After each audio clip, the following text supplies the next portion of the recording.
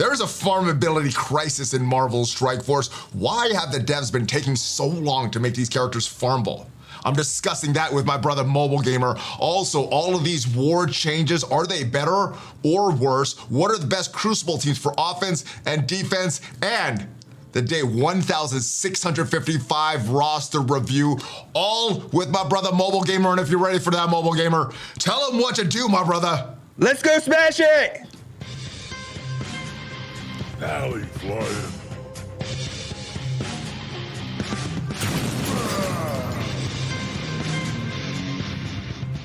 Hello. What is up, Valley Maniacs? I am ValleyFlyin. Welcome back to the ValleyFlyin channel. If this is your first time here, hit that subscribe button for more great Marvel Strike Force content, at least 5 videos per week. And if you have already subscribed, welcome back to the channel. I'm joined by my brother MobileGamer. How are you, MobileGamer? I'm doing well. How are you doing?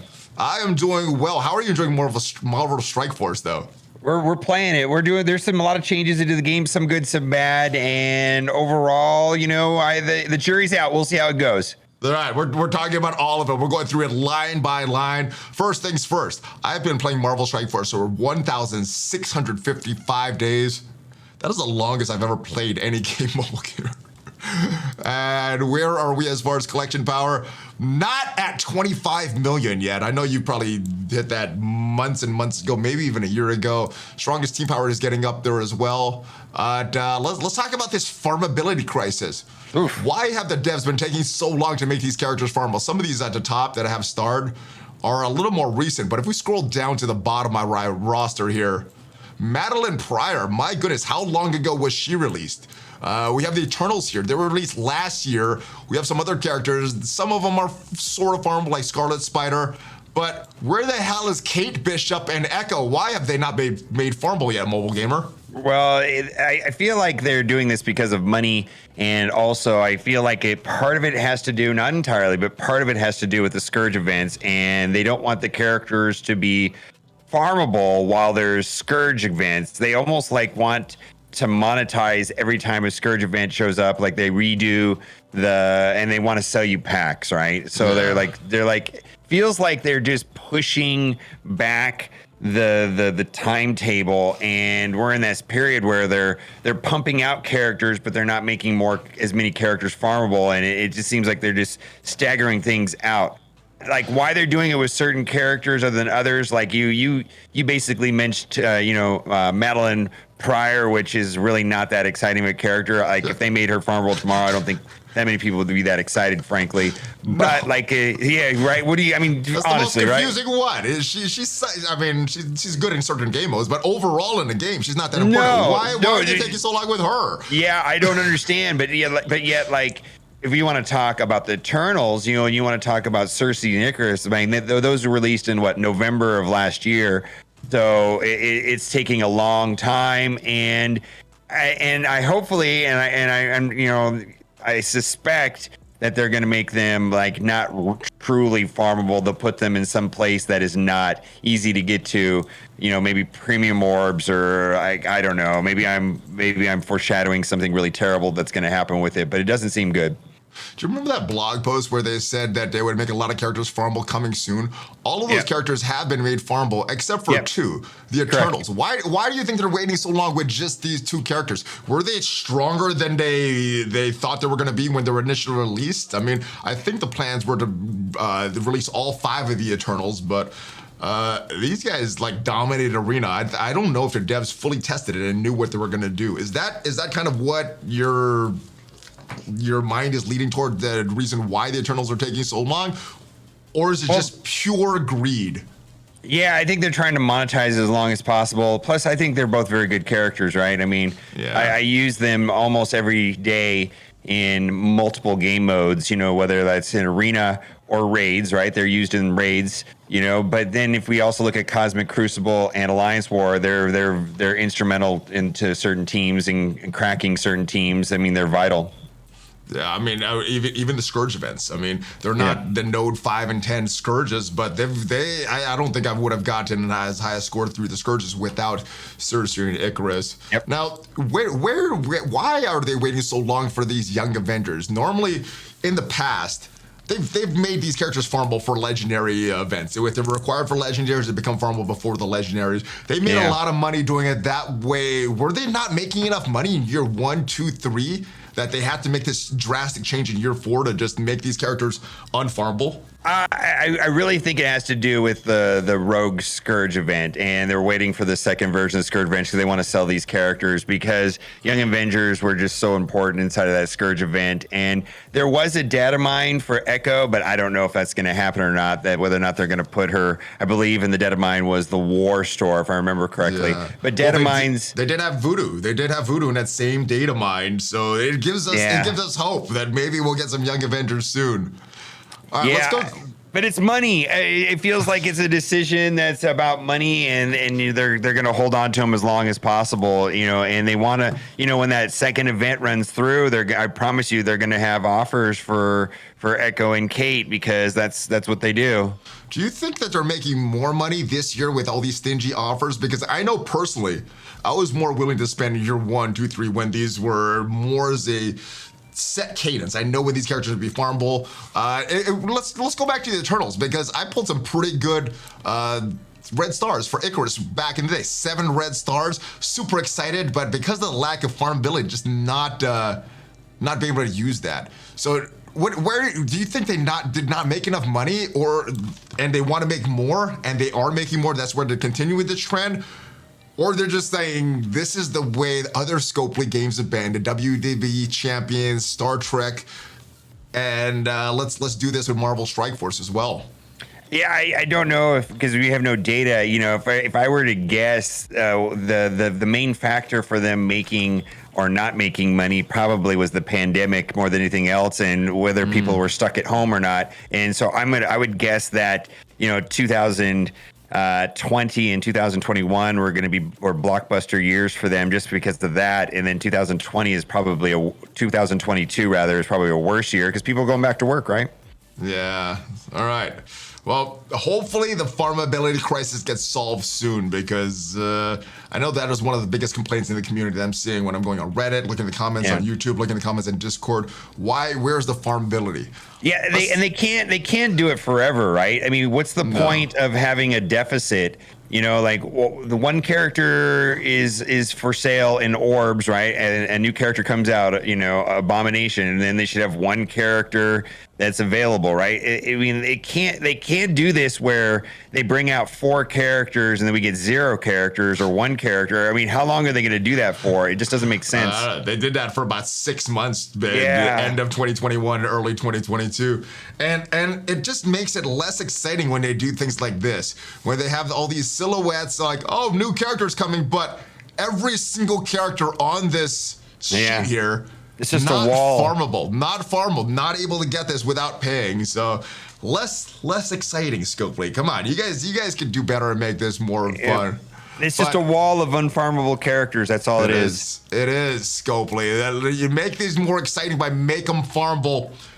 But let's move on. This is a problem that Scopely needs to solve. Let's talk about something that I'm actually having fun with right now, and that is the Bionic Avengers. Not only are they very good in the raids, in the tech section of raids, they've been pretty good in War for me, pretty good in Crucible for me, and not only that, they've been fun. How are you enjoying the Bionic Avengers? Are you having as much fun with me as I am with them? Yeah, they're great. I mean, they're a raid team that actually does what they're supposed to do, and they get through the tech section quite easily. And then also, I mean, I'm sure you've played against them against Web Warriors, like say in Alliance War or Crucible, and they do their job against them, and they punch up, as much as you want almost. It seems like they can punch up as high as they want. So it's a lot of fun. It's a success, right? Absolutely. Yeah. Now, I have a 50% win rate in Crucible against the Hero Asgardians. Yesterday, big punch up, we smashed them. Today, small punch up, and we lost. What has your experience been with other teams, non-Web Warrior teams in this Bionic Avengers? Oh, I've only used them against Web Warriors. Like Hero Asgardians is something that I use my Eternals on, so that's Okay. I wouldn't try that. I mean, I haven't tried that yet. You know? I did it as experiment because we were losing the first one. I was like, yeah, we're not going to win this. Let's try it. And I was pleasantly surprised yesterday. Oof. Today, I was very disappointed that they don't have that consistency to consistently beat the hero Asgardians in Crucible. I mean, kill order and you know, when you knock out the key hero Asgardians. Yeah, I've never tried that. And if Valkyrie does her thing or not on her passive when people die. Sometimes she does, sometimes she doesn't. Yeah. 50% chance in Cosmic Crucible, where in War it happens every time. So yeah, I wouldn't face Heroes and Guardians with these guys in War, but Crucible, yeah. All right, T4s for Iron Man, special and ultimate. Are there any others? Did you like special and passive? Excuse me. Do you like any of the other T4s, basic or ultimate for Iron Man? I'd have to go back and look at my roster and see which ones I did. I don't remember actually. Okay, we're gonna go look at your roster in just a little bit. So the link is down below, guys. For Vision, I did 3 of these: special, ultimate, and passive. There. Yeah, I had those done, and I had the basic done from a long time ago, from way back in the day. Oh, that was one of the original T4s. I know when T4s first came out, the Vision basic, because Vision was so good back in the day. A lot of people were doing that basic. So nowadays, let me look at it, change it. It's okay. But back in the day, it was one of the originals that everybody was doing. I put 3 T4s on Hulkbuster. I know a lot of people doing the passive and the ultimate. Did you also do the special, if you remember? I did all of the T4s on Hulkbuster. Oh. Yeah, I just pulled up my roster, and basically, I hate to break it to you, the 2 T4s I did not do. Okay. Was the basic on Iron Man and the ultimate on Iron Man, and I ended up doing every single T4. Okay, so these 2 that I didn't do, you didn't do. No, I did not do those 2. All of Vision. Yeah. All of Hulkbuster. Yeah. You have all of Deathlock. I have most of Deathlock. I guess I should do this passive as well. Vision did most of them. The ultimate, the passive. I did all of them. And we're back to Iron Man. So that's the latest and greatest characters. Yeah, I did all of them. Well, I mean, that's not. Here's the thing: is it's a raid team, right? And you know, if you go into the raid and you struggle, or then it's like then I upgrade, right? Yeah. And then they're also going to be used for the Scourge event for the 4th Horseman. So I don't feel like I'm going to regret putting any resources into this team at all. And you could use Iron Man for this next Horseman coming up, War Horseman. So it's a Wave 1 Avenger, value, triple value actually. Now that I'm thinking about with Iron Man, the tech raids, the War Scourge, and then the Death Scourge. So a lot of value there. So I'm obviously working the Bionic Avengers because they're fun. I also have to go back and work in the Web Warriors because I'm getting through skill. I'm on that left side in a Doom 3. I'm getting through skill pretty good. Web Warriors, I'm still struggling, so I'm building them up, and I'm also building up the Hero Asgardians for the War Scourge event. I'm thinking they're gonna be the main team. Are you thinking it's still gonna be a hybrid, or are you leaning towards Wave 1 Avengers, Ravagers, or just Hero Asgardians? It's a funny group of teams, right? Ravagers, Wave 1 Avengers, and Hero Asgardians. And the question really is, where do you use the Wave 1 Avengers? I don't know. I'm hearing some hybrids, like with Hulk. Yeah, you use Hulk after Crucible. After Crucible, yeah. Scourge. Sorry. Yeah, after where do you use them after the Scourge event? Is Hulk? You can get some use out of. Iron Man, you can get some use out of. Thor. Thor is on both teams though. Thor is a Hero Asgardian. So then you go into the Ravagers. Ravagers. Maybe they're not the best in war offense, but there's some limited use for them on war offense, but it's kind of an outlier team. And then Hero Asgardians can be used not only in Crucible, but they can also be used on defense in Alliance War. Yeah. So it's just right now I think the smart thing to do is look at the 3 teams from a perspective is where do I use these characters when the Scourge is done? Which ones are going to get the most use, and then focus on those characters initially. And then when we actually see the map and how it plays out, then we can make decisions from there. So there's no rush to dump resources in today. If you have the ability to save them, I would recommend doing that. Yeah, and here's the other thing. If you're struggling as Scourge, everybody's going to be struggling as Scourge. And it's not just that how good you do. Most of the people that have a decent roster are going to get all those milestones. We're going to place in this ranking reward. So Just as long as your hero has Guardians are just a little better than someone a few places down from you. I guess that's the best thing. Or Wave 1 Avengers or Ravagers or whatever combination thereof. All right, so that is what I'm building, and I think I'm gonna continue to do Hero as Guardians, although I might build up other characters like Hulk. I've already put a lot of resources into T'Challa, so maybe Hulk is Gamma. Yeah, so but he's a Wave 1 Avenger too, though. So yeah, he's a Gamma, and you just gotta upgrade Hulk anyways, right? You know, so he's a character that, you know, if you want to get a baby Apocalypse someday, you need to take him to Gear Tier 16 at a minimum. If you want a full Apocalypse, then then we're talking even beyond, right? Yeah, so that all that stuff makes sense. Yeah, we'll see. It's hard to plan without knowing what the enemies are. But let's talk about right here, war. We had some war changes going on, and we're not getting T4s per war win and war loss. We're getting them only in the seasons. For some people, that is better. For some people, it's a wash, and for some people, it's worse. For me, I think it's going to be a wash. Where is it for you? No, I don't think it's better for anybody. I think best is a wash. Yeah, from what I've seen, I haven't seen anybody getting more. I mean, when I'm talking about more, I'm thinking 5 more if you're always winning or something like that. So yeah, I don't see it. It's not a lot. So where are you though? We break even. So okay. Yeah, we break even. But yeah, at best we breaking even on T4s. Yeah, I don't know what to tell you. You know, it's like I don't want to talk about it. We'll go obviously less T4s for most people. We'll just get to the conclusion. Significantly less for some alliances. But we got this other thing here. If you're in Platinum or above, you're getting these T2 level 4 ions. And we're not getting Victory Blueprint this month. And you're doing the calculations. There's millions of ions that we're missing out on, even considering these war rewards. If you're getting all victories, still not equal to what we would have gotten in Victory Blueprint. Right. Well, here's the thing. I think most people are either in Platinum 2 or Platinum 3. Like when I poll people, most people are in Platinum 2 or Platinum 3. And you're not going to win all of them. But let's say even if you do really well and you win 2 and then 1 every week, right? You know, so then you're the amount of wars that you're going to have to play in over the course of like 2 months just to upgrade one character, where Victory Blueprint happened monthly and you could do 1.5 characters. You know what I mean? So it's like it's drastically not good. Now I'm not saying that they're not going to put T4s in not T4s but level 4 ions in 4 blues. Blue 4 ions. Blue Blue 4 ions. Let's start this whole sentence over.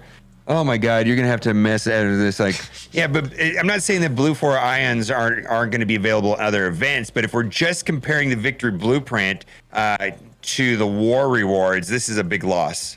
Well, hopefully they do realize how much they've taken out on us. Hopefully that was not intentional. Hopefully that was another oversight, or hopefully they planned it and they are putting it back in other events, because these changes are just bad. Less T4 blue ions, less level 4 blue ions, less T4s, more catalysts, but I want everything. Why not everything? There should be easing up bottlenecks, not giving us less stuff at this point in the game. Are there really that many catalysts though, if you compare them to like how many you need per character? And the other thing too is like you have to wait. You used to get the T4s.